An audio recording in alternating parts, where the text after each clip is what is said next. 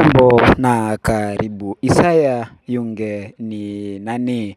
Mwanaume aliyeutia moyo wa Charlene Ruto na ukaamua kumpenda. Isaya Yunge ni mjasiriamali wa teknolojia na mbunifu wa miradi yenye athari za kijamii kutoka Mwanza, Tanzania. Yeye ni mwanzilishi mwenza na afisa mkuu mtendaji CEO wa Soma Apps Technologies, kampuni iliyo nyuma ya Soma App, jukwaa la simu linalolenga kuwaunganisha wanafunzi wa Afrika na fursa za masomo ya ufadhili nje ya nchi.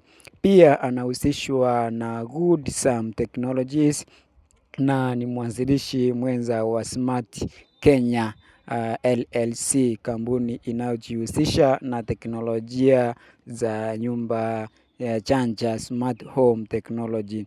Kazi yake katika suluhisho za kidijitali na uwekezaji wa vijana imemletea kutambuliwa katika ngazi mbalimbali. Miongoni mwa tuzo na heshima alizopokea ni Queen's Young Leaders Award mwaka wa 2018, kutambuliwa kama Ashoka Fellow mwaka wa 2019, pamoja na kutajwa kwenye orodha ya Forbes Africa's 30 under 30.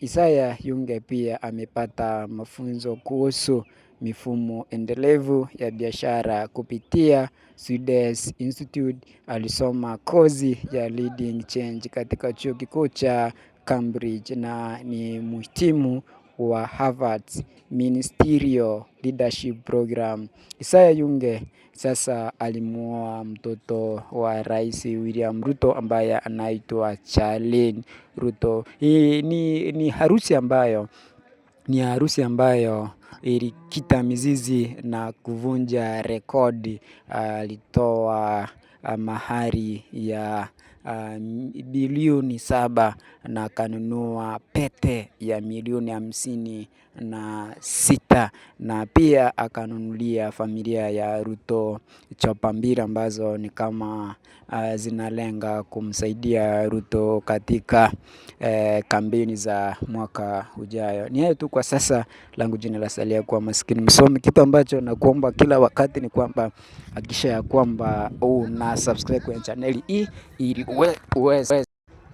Kwa hivyo ni harusi ambayo ilivunja rekodi. Hakuna mtu ambaye amefanya harusi kama hiyo. Kama wako basi sijawafahamu, lakini hiyo ni harusi ambayo imetia fora sana na inazungumziwa kwenye mitandao ya kijamii. Nayo tu kwa sasa, nakutakia kila la heri. Mungu anijalie na kujalie wewe, ili tuweze kuelimishana mambo kama haya. Nakutakia siku njema isiyo na burukushani. Mungu akujalie.